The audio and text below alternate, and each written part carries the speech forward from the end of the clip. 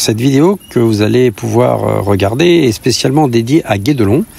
Elle aura la particularité, c'est qu'une bonne partie des explications vous seront données par une voix qui est celle d'une employée qui nous a reçus à l'arrivée et qui a expliqué l'histoire et l'aventure de Guédelon.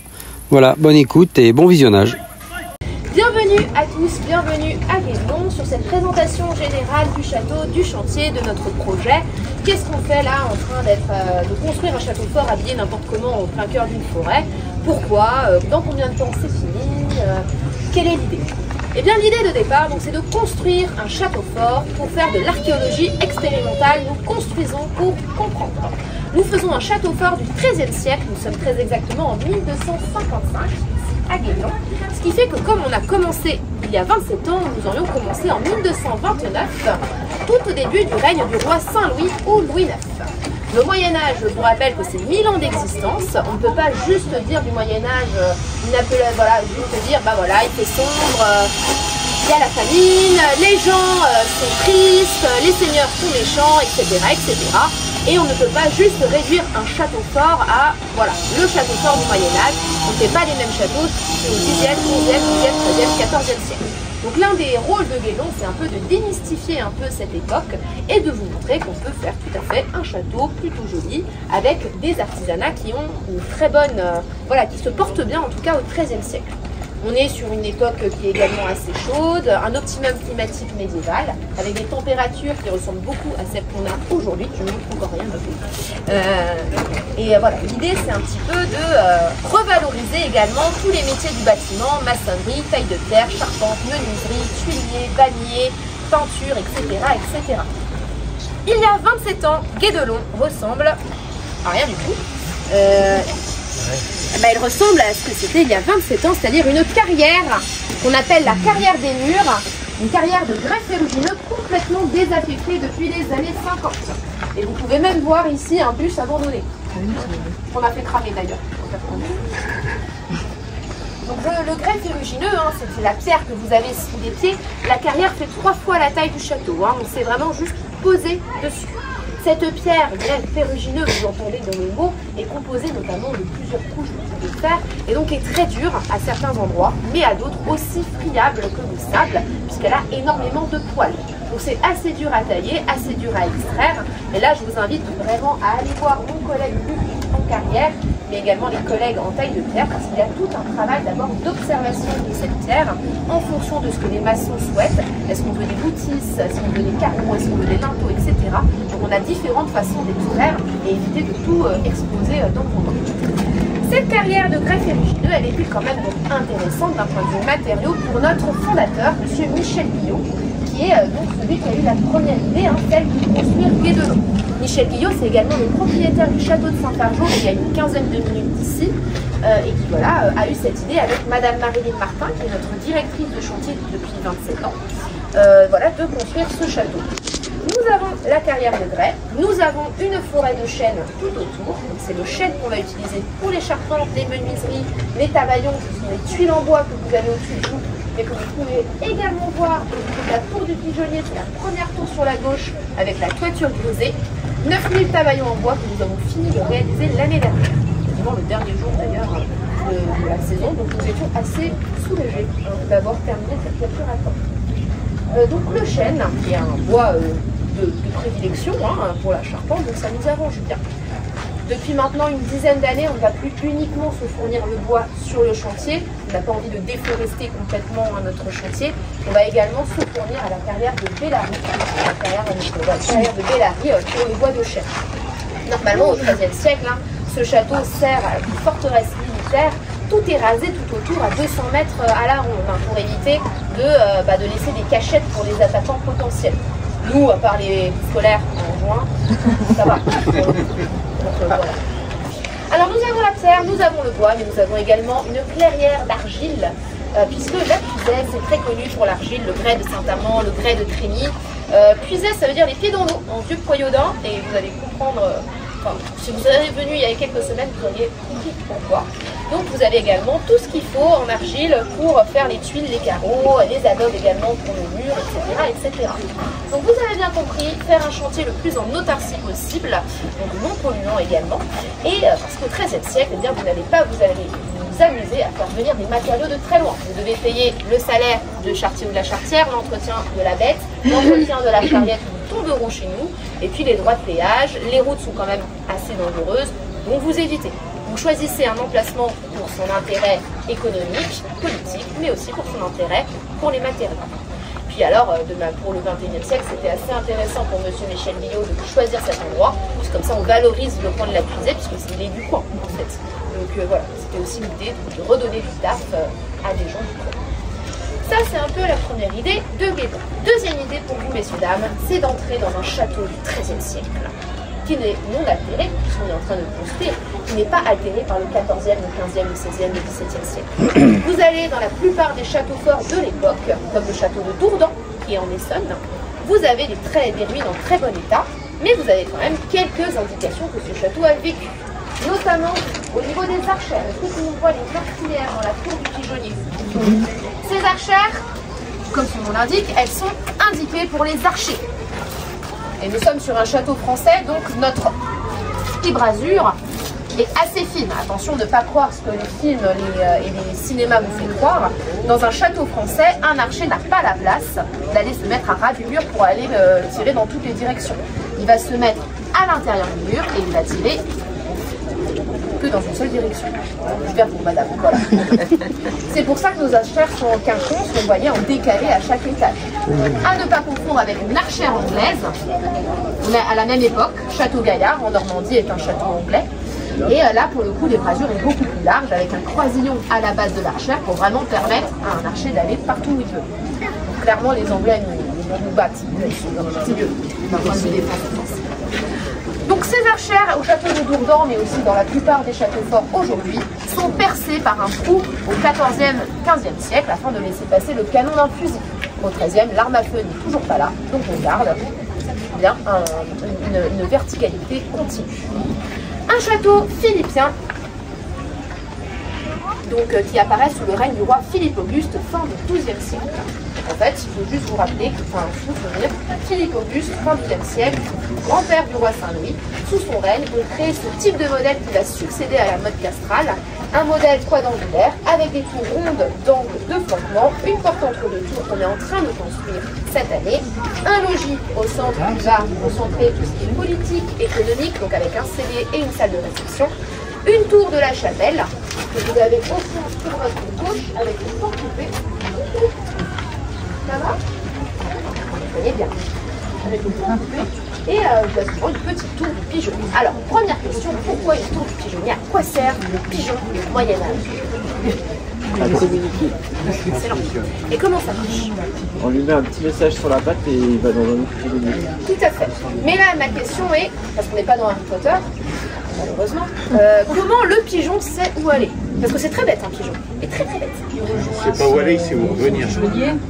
Exactement, il revient à là où il est né. Donc mettons que vous et moi, madame, on a envie de s'envoyer des messages, on n'a pas de smartphone, on n'a pas de papier non plus, donc on va vraiment limiter, hein, on a juste un peu de parchemin.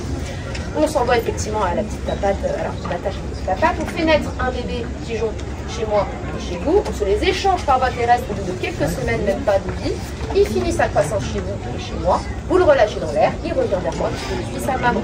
Ça veut pas dire que le même pigeon saura revenir vers vous, hein. Ça veut dire qu'il va falloir à nouveau se les échanger. Donc là, souvenez-vous, archéologie expérimentale, on va vraiment mettre des pigeons dedans normalement. On est pour parler avec un maître pigeonnier de l'armée. On va voir ce qu'on va faire. Moi j'ai hâte, personnellement.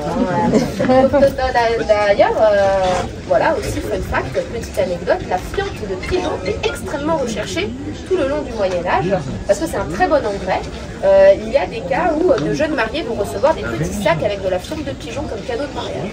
Voilà. Fun fact, voilà, les différences des époques sont donc un pigeonnier, vous direz quoi, voilà, avec donc tout un aspect forteresse militaire et aussi une construction, hein, une façon d'assembler les pierres propres au XIIIe siècle. Vous voyez bien que nos murs ne sont pas tous en pierre taillée. Nos murs, c'est 3 à 4 mètres d'épaisseur. Si on faisait que des pierres taillées comme à la Renaissance, on mettrait 200 ans à construire ce château. Donc vous pourrez voir au niveau de l'appareillage, on est sur une alternance de moellons, c'est-à-dire des pierres qui vont directement sortir de la carrière, aller en maçonnerie avec la charrette et le tombereau, monter sur la courtine avec la cage électrique que vous pouvez voir sur la droite, qui est la grue du Moyen-Âge, et ensuite les maçons vont directement assembler les pierres avec du mortier. Certaines pierres, tous les 3 mètres, vont être taillées, c'est ce qu'on appelle les rangs de réalignement, ce sont les 3 rangs de pierres de même assise. Et vous voyez ces 3 rangs de réalignement comme des espèces de ceintures qui viennent ceinturer l'édifice pour mieux, voilà, pour que ce soit plus stable. Donc ça c'est vraiment une marque du château du XIIIe siècle, d'un seigneur pas très riche, qui ne peut pas se permettre de tailler toutes les pierres, parce qu'il n'a pas le temps, il faut qu'il construise assez rapidement. Donc ça c'est le premier objectif, et puis le deuxième objectif, encore une fois, pour vous, voir une cinquantaine d'ouvriers et d'ouvrières sur tout le chantier qui vont exercer une quinzaine de métiers. Nous sommes tous salariés et employés ici aujourd'hui à Guédelon. Depuis les années 2000, on est devenu donc une entreprise. Et moi, mon conseil vraiment, c'est de discuter avec nous. On est là pour ça, on est ouvert au public depuis 1998. Donc voilà, l'objectif, c'est de discuter avec vous de nos métiers. N'hésitez pas, encore une fois, une exception, malheureusement, le moulin est fermé pour des raisons d'inondation. Moi et mon collègue qui d'ailleurs est en train de réaliser une autre médiation dans le château, donc vous irez voir, c'est un point de présentation sur les plans de construction de l'époque, sur les bacs d'épure. Donc moi et Constantin, on devrait aller cet après-midi aller vérifier que le moulin puisse être réparé. Donc on va aller voir ce qu'on fait et on aimerait bien le rouvrir pour mi-juillet. Donc vous savez qu'en revenir, vous revenez nous voir mi-juillet. Chantier d'archéologie expérimentale, des vestiges aussi anciens que le XIIIe siècle, on n'en a pas des masses. On a aussi assez peu de documents. On a quelques documents iconographiques.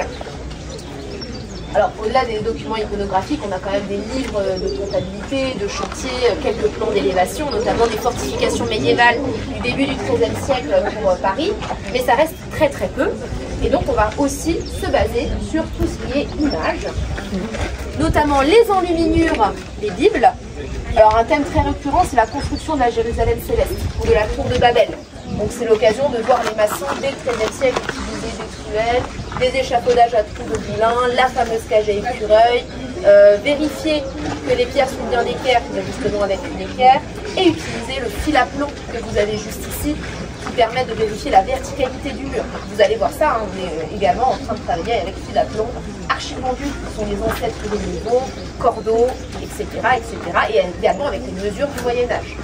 Tout ce qui est en pan, coudé, toise, pas de centimètres, pas de millimètres, pas de décimètres, pas de chiffre à virgule au Moyen-Âge, ça apparaît en 1789. Donc encore une fois, vous voudrez aller voir Constantin pour qu'il vous explique avec emphase tout cela de manière assez enthousiaste. Donc pour la cage à écureuil, tendez l'oreille. Quand vous entendez le son de cloche, on met en place la cage à écureuil. Vous allez voir 2 de mes collègues en maçonnerie ou taille de pierre ou autre, sur des coups, et on va marcher dans les doubles tambours. C'est comme si on montait un escalier de 200 marches. En faisant tourner la cage à écureuil, vous allez pouvoir faire coulisser sur une poulie une corde, et au bout de la corde, vous avez le péno qui est le panier en bois. Vous allez charger jusqu'à 500 kg pierre, bois, mortier, c'est-à-dire notre grue du Moyen-Âge, notre ciment, avec de la chaux, de la terre et du sable. Et donc ça nous permet de moins porter les choses. On est le seul chantier à pouvoir construire avec un cage à écureuil et pas uniquement à faire de la démonstration. Alors ça, c'est uniquement parce que nous avons quand même adapté notre cage à la sécurité du XXIe siècle. Dans l'enluminure, vous voyez 3 ouvriers.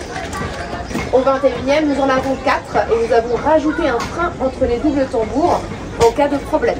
Donc voilà, dans tous les cas, vous allez voir de nombreux anachronismes sur ce chantier. Des chaussures de sécurité, des pantalons de chantier, des lunettes de protection pour la taille de pierre, des jambières de sécurité pour l'équarrissage que vous allez voir à ce niveau-là. Et l'équarrissage, c'est rendre carré un tronc d'arbre. Donc on se met en position de squat au-dessus d'un grume et on va appliquer des coups de hache puis des coups de gaulois tout le long du tronc. Avec un peu d'inattention, un peu de sueur, un peu de fatigue, vous laissez tomber la hache sur le tibia, ça c'est déjà vu. Donc on évite, on met des jambières de sécurité. Voilà. Je vais finir cette présentation.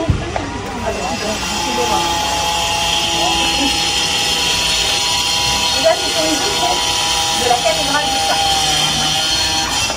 Quand vous voyez d'ailleurs en aparté Quand vous voyez un vitrail avec une scène d'artisanat, vous pensez tout de suite publicité.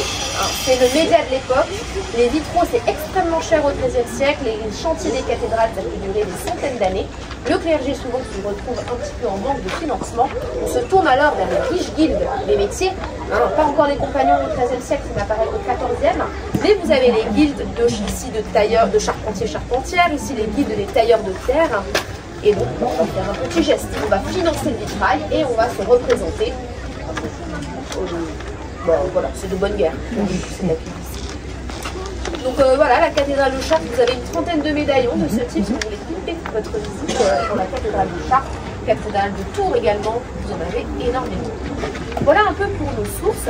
Alors, nous avons également énormément de spécialistes du Moyen-Âge. Monsieur Nicolas Fauchère, pour spécialiste de la fortification médiévale, qui nous a conseillé pour la construction d'une porte.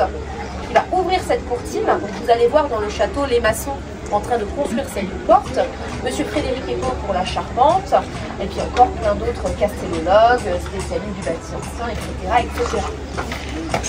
Un exemple de notre travail ici, ce sont les fenêtres médiévales. Alors peut-être que certains d'entre vous ont vu des documentaires sur les fenêtres avec du parchemin qui sont venus il y a quelques années. Alors je vous explique notre périple. Il y a environ une petite dizaine d'années, c'était une question des visiteurs et ils nous demandaient mais comment allez-vous boucher les fenêtres? Parce que vous n'êtes pas assez riche pour les vitraux. Et ils avaient tout à fait raison, on aimerait bien laisser entrer de la lumière du soleil, un peu comme nous aujourd'hui. Et on évite de mettre du bois ou de la fourrure ou autre chose pendant l'été. C'était une très bonne question et notre première solution, c'était d'aller voir le chantier d'archéologie expérimentale Corpus Galli en Allemagne, où ils sont en train de construire une abbaye carolingienne du 8e siècle en pleine forêt de Baden-Württemberg. On y est allé et on a observé leur solution qui est de réaliser des cadres en bois qu'on insère dans des feuillures de taille de pierre. Et sur ces cadres en bois, on va clouter les toiles de parchemin huilées et peintes. Ça laisse passer la lumière en transparence et ça fait des jolies images. On a donc réalisé cette construction en premier lieu et ça a bien marché. Et pendant quelques années, on vous a montré notre toile de parchemin et on vous a dit ça y est, on a trouvé notre solution miracle. Il y a environ 5 ans, les toiles de parchemin ont complètement pété. Elles ont été détruites, elles ont pris l'humidité pendant l'hiver et pendant l'été, on a eu des températures jusqu'à 40 degrés. Donc notre solution ne marche pas. Et puis il ne faut pas oublier que le parchemin, ça reste aussi un peu cher, donc c'était un petit peu aussi, c'était pas tout à fait la bonne solution. Donc on a changé de fusil d'épaule. On est allé voir donc Madame Anne Beau, spécialiste du bâti ancien. On est allé faire des fouilles et on est allé chercher dans des livres de comptabilité de château Windsor anglais. Et on a retrouvé cette fois une autre solution, cadre en bois toujours, mais cette fois on va y appliquer des toiles en lin, passer à la gomme de cerisier pour éviter que la peinture fuse dans les fibres, et ensuite cirer avec de la cire d'abeille. Et pour l'instant, messieurs, dames, ça marche. On croise les doigts. En ce moment, en menuiserie, vous allez voir mes collègues faire des expériences. Parce que clouer la toile de lin sur des beaux cadres en bois, notamment pour la fenêtre de la chapelle, c'est pas le mieux. Ça va un peu péter le cadre et c'est pas très bon. Du coup, on est en train d'expérimenter deux idées. Soit on coupe la toile de lin sur des baguettes en osier qu'on colle avec de la poêle sur les cadres en bois, soit on va coller la toile de lin avec des petites toiles de parchemin très fines sur les cadres en bois directement. Voilà, on essaye des choses, on tente des trucs, et puis on verra bien ce qui va le mieux résister et le mieux rester dans notre chantier. Ce qui explique pourquoi ce chantier prend un peu de temps à être à finir. On tâtonne. Il y a 25 ans, en 1997, on vous disait, on a justement, on va mettre 25 ans pour terminer. Pardon, donc il y a 27 ans, en 97, on vous affirmait 25 ans pour terminer le château de Guédon. Donc ça y est, nous sommes en retard. Voilà. Et maintenant, notre prochaine idée, c'est 10 ans pour terminer notre château. Il nous manque encore 10 mètres de hauteur pour terminer la tour maîtresse, très inspirée du château de Dourdan. Il nous manque encore quelques années pour terminer la porte, mais normalement la passerelle pont-levis qu'on est en train de réaliser en charpente devrait être montée ce jeudi. Donc il faudra revenir nous voir en fin de semaine. On est en train de réaliser un tablier levant en charpente, donc là vraiment allez voir, il y a un petit coup de jus là en ce moment en charpente, donc on a quasiment terminé toutes les planches. et mes collègues sont en train de monter à blanc dans la loge. Et si ça tient, on démonte le tout et on remonte une fois sur place. Il nous manque encore un étage pour la porte entre deux tours, la charpente, puis enfin la toiture. Et bien que cette toiture, messieurs, dames, c'est 24 000 tuiles en argile et nous pouvons réaliser 6 000 tuiles en argile au maximum par an. Ça veut dire 4 ans de fabrication juste pour la toiture. Donc forcément, ça prend du temps. Et puis enfin, il nous manque la tour, ici, cette petite tour là où vous avez la cage à écureuil. Cette tour, ce serait normalement une tour avec un moulin de siège, donc un petit moulin à vent inspiré des châteaux de Bretagne de l'époque. Donc ce château, normalement, on l'assiège, on tient plusieurs mois, voilà, tout autour, on attend que les personnes à l'intérieur n'aient plus d'eau ou n'aient plus rien à manger, donc un petit moulin à vent prend absolument une source ici. Et puis nous n'avons pas fini de construire tout autour, encore une fois. Nous allons continuer de construire par exemple une chapelle dans 2-3 ans à l'extérieur, peut-être un séchoir pour les touristes. L'année dernière nous avons terminé un four à pain. Et puis en ce moment en tuilerie-poterie vous avez un joli chantier de maçonnerie. Nous sommes en train de construire un four à poterie juste à côté, donc cette fois avec un mortier de terre, avec des tuiles. C'est assez intéressant si vous voulez voir un autre type de maçonnerie autre que le côté nord, mais quelque chose d'un petit peu plus modeste. Voilà un peu pour ce que vous allez voir aujourd'hui. C'est déjà bien.